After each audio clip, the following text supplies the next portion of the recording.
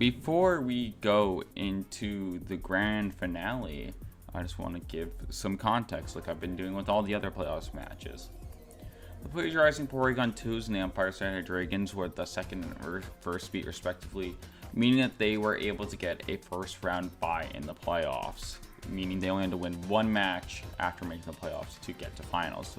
Plagiarizing Porygon 2 took down the Marshadows Band of Miscreants, and the Empire State Hydreigons defeated the Dancing the Moonlight.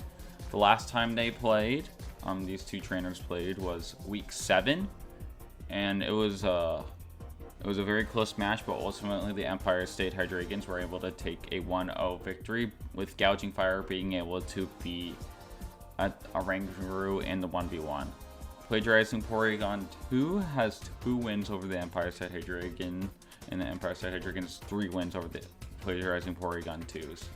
The thing to note is that the Plagiarizing Porygon 2s had never beaten the Empire State Hydreigons in the playoffs. Every time they met in the playoffs, it was a win from the Empire State Hydreigons. So something needs to change. Something needs to change in order for that to get changed.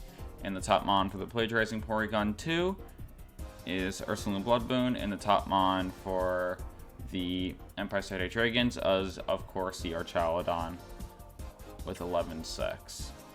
Did I say? I might have said 11-4, but anyways, that's it. I'll show you my team in a minute. This is what I decided to bring against the Empire State Hydreigons in our rematch in the finals. I'm bringing Ursaline Bloodboon. This is the first time I've actually decided to bring Assault Vest this time. The mons I'm most scared of are special attackers for the most part, so I think the extra special poke would be nice, and taking chip damage from the Life Orb I felt like started to catch up to me last time we played, so I decided to go with Assault Vest. I did Blood Moon, Earth Power, Hyper Voice, and the 4th move I did Vacuum Wave. Vacuum Wave was just a nice priority move to just kind of like hit like low HP targets and get the KO, even when I don't have speed control, which is nice. Again, it hits Archaludon and Hydreigon for super effective damage, and I'll do some decent damage to them. I went with 252 max special attack, good amount of HP, amount of special defense, and 32 speed. 148 speed makes it so I think it's max. I think I had speed Hydreigon in Tailwind. I think that's the calc that I'm trying to beat. But yeah, that's what I decided with Ursaline Blood Moon. Next is Mega Kangaskhan. This Mega Kangaskhan set is the exact same set I brought last time.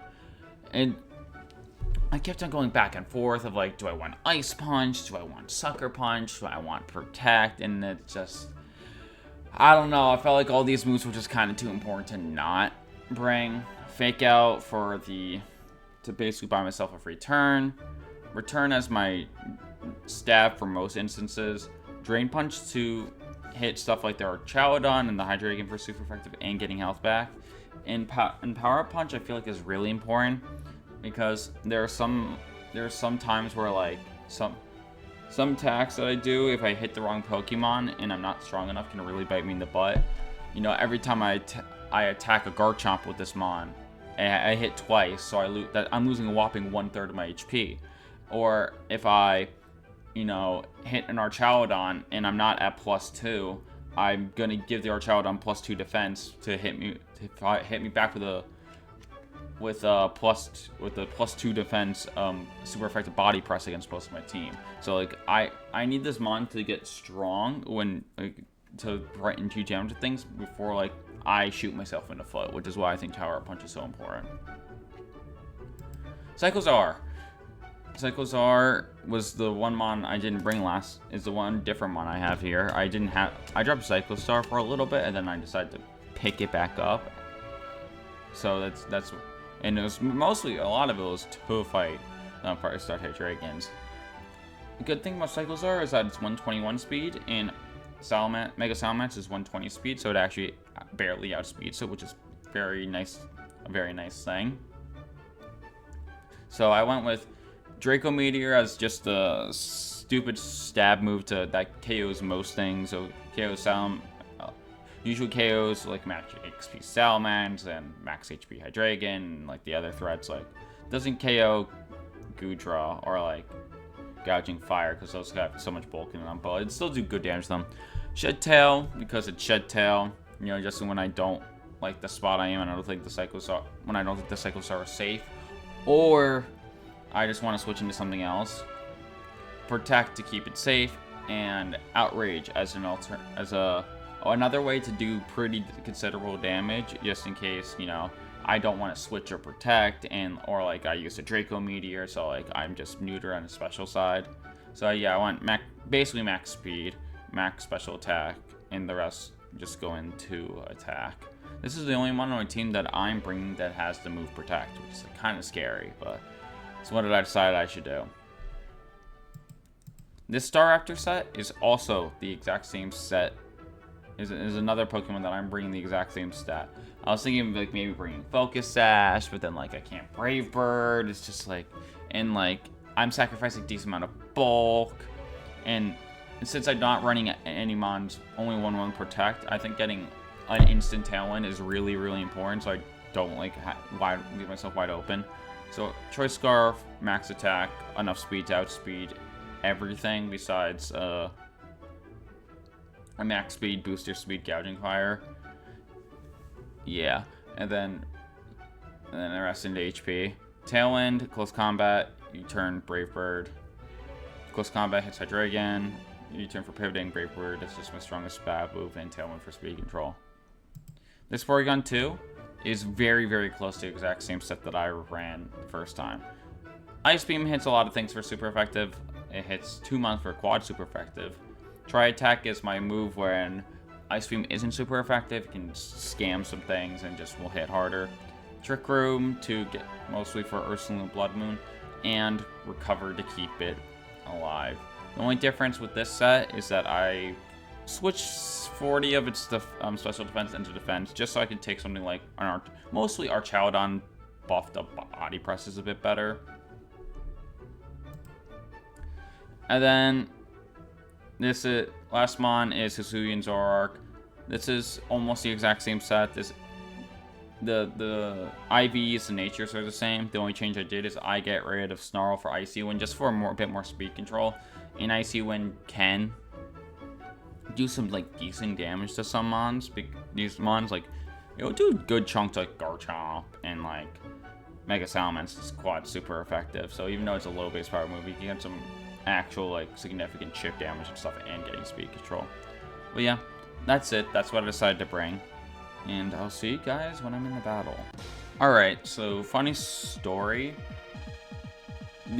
This is actually true for the other section of this video. I am re-recording everything because apparently between my last match I recorded and this one, OBS settings got resetted. It probably got an update or something. So like you heard none of my audio.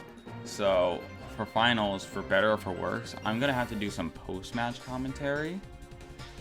Honestly, that may be for the better, because I don't think my in-match commentary was like any good, and like I think it would have been cringe looking back at it. But yeah, so I'll just talk about, you know, how this went, what was my thought process at the time, and other things. So my plan is, this was the exact 6 I was expecting. It was the same 6 he brought last time, and the only other mon that I felt like had any chance of being brought was like maybe Dracovish, but I didn't think it was likely. So like this was the 6 that I was prepping for, and I concluded that the best lead I can do is Cyclozar Porygon 2. And like I had a flowchart of what I wanted to do against pretty much every single possible lead combination with this. So I'm gonna lead that, and last time he led Hydreigon Mega Salamence, so like I'm getting ready for that and like mentally preparing for that. But I feel okay with like almost any lead except a Gouging Fire lead, but I'm very confident that's not gonna happen because it's like a booster mon, and he never leads with Gouging Fire in any of his matches. It's usually just like a cleanup mon to like solidify his end game. But yeah, we can start talking about the actual match.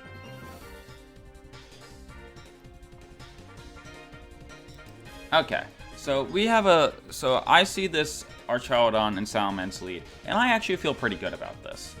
I'm going in my mind is, hey, Jack knows that I have Ice Beam. Like, that is, like, the most obvious thing in the world. Jack cannot afford to risk getting hit by an Ice Beam here. He has to switch, he has to protect, he has to do something, right?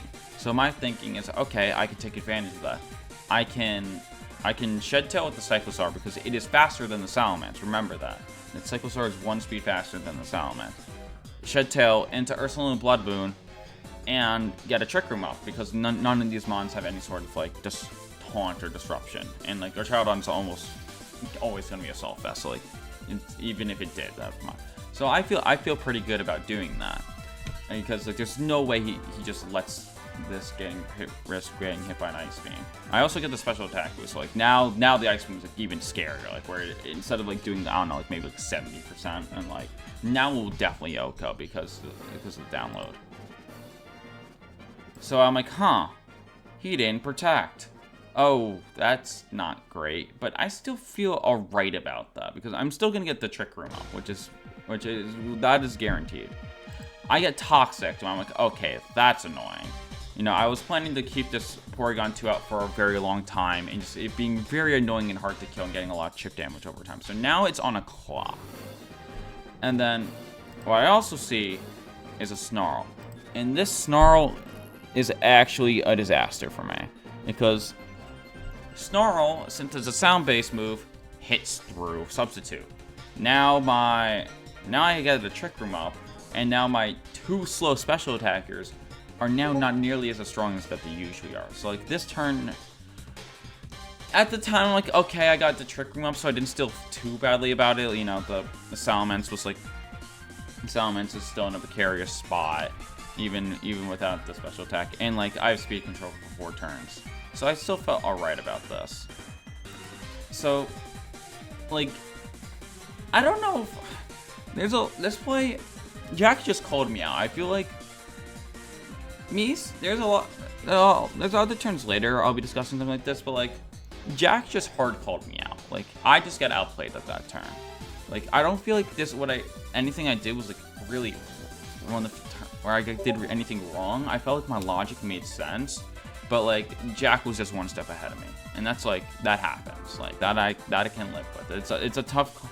Like I thought he wouldn't make the tough call, and he did because Jack is just a good player. And Jack knows that I would think about that about him. So now, you know what, I'm gonna just let this turn play out, and then I'll talk about it because I don't exactly remember what I'm doing here. Okay, so he switches and protects, and this okay, this play I just got completely wrong. Like, another play where I didn't Ice Beam Hyper Voice into the Protect. I thought he was... This one I do feel like is wrong. Because now he has, like, no reason to get hit by an Ice Beam here. Like, unless I want to call his bluff again. Which is, like, fine. Which is, like, okay. Like, I don't think this was a good play by me. And... like, it's a tough thing to say, because, like, I could go for Blood Moon on something. I can, like the Hyper Voice wasn't doing much to our Archaeodon anyways. My logic at the time was, like, Ice Beam probably barely doesn't kill the Salamence, so, like, Ice Beam plus Hyper Voice will, and I'll get some chip damage on something. But yeah, this is just a turn where, like, it's all in hindsight. I just don't like this turn either. It's just, I don't know. I think this was just bad. I think that's the only way I could have. I just don't think this was the correct play. Like, I literally did 10%, and I'm gonna take a more toxic damage to the damage and burn to turn a Trick Room. Like, I probably have to hard double something. And like this, and it's probably not the Salamence, honestly. I'm honestly less scared. I should actually be less scared of Salamence than I am. It should be a third challenge because I still have the Draco Meteor on my Cyclosaur to like punish that, even though it's faster. So like I think I was supposed to like double the Archaeodon slot with either like with like Earth Power Ice Beam, the Archaeodon slot, which remember Archaeodon has a Assault Vest, so it can't protect, so that will do good damage to it. Probably not KO, and I'm maybe like I probably not, maybe not double it, because like then I'm just getting hit hard by a body press. But like I feel like I have to like try to hit it with like a dumb move, like an Earth Power, like maybe even Ice Beam the Salamence if I want to do a mid-ground play. This was just a bad mid-ground play, and if I'm really confident, then like I Earth Power Ice Beam, and like one of my mons has to get body press, but like that's gonna have to happen eventually. At the state I am. So that was bad. Honestly, if I wanted to like call out, or I could have switched. Or I could have switched out the P2. That was another thing I could have done. Because, like, the sound... I should pretty feel confident that the sound's going to switch in. I can, like, switch into my Kangaskhan here. And just, like, start forming power-up punches. And it's not that fast. And, like, it's bulky and it'll hit hard. And instead of using, like, a neutered Mon, I think that could have also been better. I don't think this was a good play for my either. Okay. So now I have to double. Like, now I have to, like, Ice Beam Blood in the Salamence slot. Like, that's the only play here.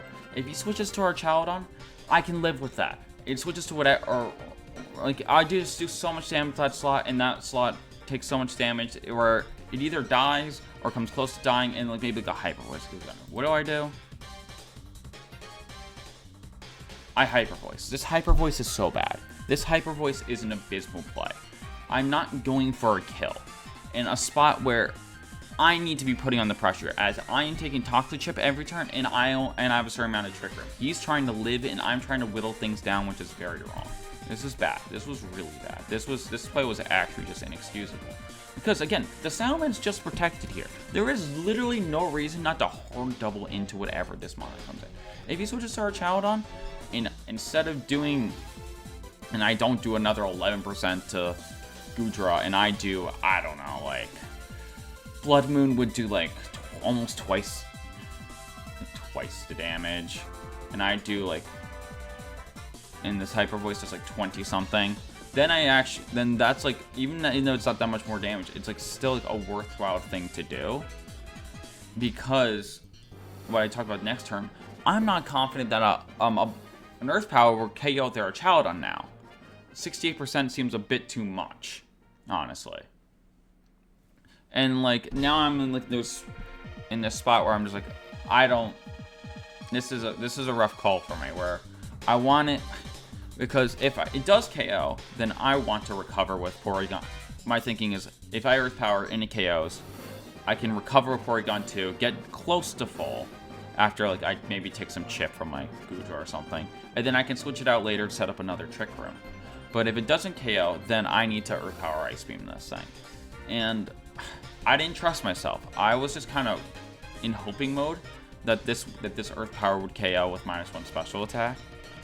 And I was wrong. I was just wrong. It lives. I'm not gonna say barely lives, but like it lives, and like where it probably lives almost every single time, or every single time at 5%. And now I'm going to get body pressed by this Archaeodon. And it's a crit, but it does enough to KO.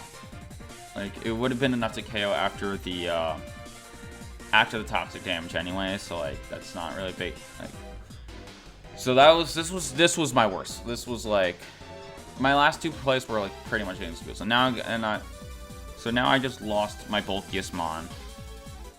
Instead of it being at like 75%, it's at 0%, and their Archaeodon's now also KO'd, which is like really still alive, where I have to like chip it down. So like these plays have put me in a pretty. I've basically burned my entire Trick Room, and I am in a worse spot than I am before I set up the Trick Room, which is so bad, which is really embarrassing, honestly. So I decided to bring out Kangaskhan. Goodra doesn't threaten Kangaskhan that much, so I felt this was a good time to bring it. The Archaeodon is probably gonna die this turn, so I can get I can KO the Archaeodon. I can get a power up punch, and good double my attack, and just set myself up to do good damage to mons later with a +2 attack. Like, this play, I don't have a problem with how I did this play. Like, my other mons just don't do anything here. You know, Trick Room, Zoroark's Choice Scarf, that's a disaster. Cyclozar in Trick Room, that's a disaster. Zoroark would also be a disaster. Like, this is my only play, really, here. So, yeah, I get myself to +2. Now Trick Room is over. And he sends in the Salamence. It hurts my Kangaskhan damage output a little bit, which kind of stinks. And now, my Blood Moon just, like, is in a spot where Jack can kill whenever he feels like killing him. And I thought he was going to kill it this turn, so I'm thinking I'll just get one blast, like, chip with Vacuum Wave on something. I was more scared of the Vacuum Wave's not going to do much, but at least do something with it. Because, like, maybe he gets a crit and does a bit more or something, right? So, and I'm way more scared of the Salamence than I am of the Kangaskhan. So my plan is to just double the Salamence and the Kangaskhan with a return and a Vacuum Wave. And then I'll do enough damage, and then I can send in something, get a kill, and get the Salamence out of here, and maybe I'll be back in this game. But now he protects with the Salamence, and I tried to double this, and I tried to double the Salamence, which was, like, bad, which, like, that was an absolute disaster. That really stunk. Yeah. So now I just lost half my health on my Kangaskhan. And this is... The Vacuum Wave, like, at the time, I felt like it made sense, but I never considered the fact that, like, Urson with Blood Moon could actually live if he, like, you know, didn't just try to attack it. But it makes sense to ignore the Blood Moon because it is the slowest mon on the field, and it's only at 0.67 special attack against Goodra, which is a known special wall, and a full HP Salamence. So, like, you can just kill it whenever with, like, you can Hyper Voice, like, next turn or something. So he got so much chip on my Kangaskhan. I'm surprised by how much this Kangaskhan took. I know Draco Meter is a strong move, but, like, I'm max HP Kangaskhan, and that's, like, Kangaskhan's bulky, so, like, that really stung. And now I don't really have a choice but to just kind of do what I just did again. Like, I probably should just try to Blood Moon something. Try to, I don't know, like, Blood Moon. Probably even, like, just get some more damage, because the Vacuum just never does enough damage to really do anything. Just see what happens with Blood Moon. Try to roll the dice with it, I'd say. Here comes the Mega. Yeah, I actually get Hyper Beamed. I was gonna double the Salamence now, but his mons are just faster than mine, and I don't really have a switch in for these moves, so I'm just... And this game is over. This game is pretty much over at this point. Because 2 of my 3 mons are choice mons. And, like, so I feel like my only way of winning is if I get out Cyclozar, is to get out Cyclozar, KO the Salamence, get the Staraptor out, to get a Choice Scarf Tailwind, and then next turn I can, like, maybe the Goodra misses a Draco, or doesn't do it, or, like, ignores the Cyclozar after the Draco Meteor. And then I can get another Shed Tail off. I can get my Choice Scarf Hisuian Zoroark with speed control, and I can switch in and out my Staraptor, and I can start using the Staraptor at double speed too. That's the only way I think I'm winning. And so that's what I'm planning to do right now. So I got the Tailwind, Draco connects, KOs the Salamence. But, man, is this mon frail. I'm at a -2 Draco Meteor just KOs the Cyclozar, which is bad. And now I have a mon that's forced into Tailwind and a mon that's forced in the Choice Specs mon. And it's just, it's not enough to, and it's just, I'm in a 4v1. And Hisuian Zoroark, even Choice Specs, cannot win a 4v1. Yeah, so this is Jack not realizing that I am, that I am Choice Scarf and the Tailwind. So, like, he kind of, like, plays this end game, like, kind of bad. But I got outplayed so much in the earlier turns that it doesn't matter how he really plays this. Like, the score will say, like, it was only a 2-0, but that's not true. That is just inaccurate. Yeah, and this was more like a 4-0, and it's just, it's such a, I don't know what to say. Like, this was, in the biggest moment I played, I feel like my worst game of Pokemon this entire season. I basically got every call wrong, and I played scared. I didn't go for KOs. I went for chip damage when I can't afford to go for chip. When, like, I remember Jody Azarelli was saying this when Fluttermane was like, the Choice Specs Fluttermane was the best one in the format. And, like, the biggest way people throw with Choice Specs Fluttermane is that they go for Dazzling Gleam over Move Blast. Go for the KOs. And that is exactly what I didn't do. I went for Hyper Voices to do pitiful chip damage against only a little bit of extra damage against Goodra, when I could have went for Blood Moon or Earth Power against something. And if I get it wrong and one turn I Earth Power into into a Levitating Mon, that's no, I'm not gonna say that's fine, but like, it's not the end of the world, because we're trading a turn for turn at that point. Instead, I made a guaranteed low impact play instead of taking a chance on making a high impact play. Yeah, so congrats to Empire State Hydreigons. I'm very ashamed of my performance, to be honest. I was, I'm kind of happy that I was literally crashing out on how mad I was. Like, I've been upset at matches before, even this season, where I'm just like saying how bad, like, I didn't play bad, I played badly or something like that. But like this I was actually, like, it was so much worse, and it would have been embarrassing to post on YouTube. So I think this might end up being better. But yeah, that does it for the season, and I still haven't won a championship. I've made playoffs 4 times, and I've yet to do it. I've yet to beat Jack in the playoffs. But anyways, thank you so much for going through so many matches. Let's see, there are 5 matches a week for 9 weeks. That's 45 matches. And then there was 5 for 50 matches. That's a lot of videos to go through. And I had fun making these videos. I'm not sure what's next for this channel, but I promise you it's not the end of it, because I had a lot of fun with this. Even though this was kind of hard to squeeze in with, like, work and stuff and, like, other priorities. But thank you for watching, and I'll be back. I don't know when, but I will. And I may not make finals next time, but you know what? It'll happen one day. I know that. Bye-bye.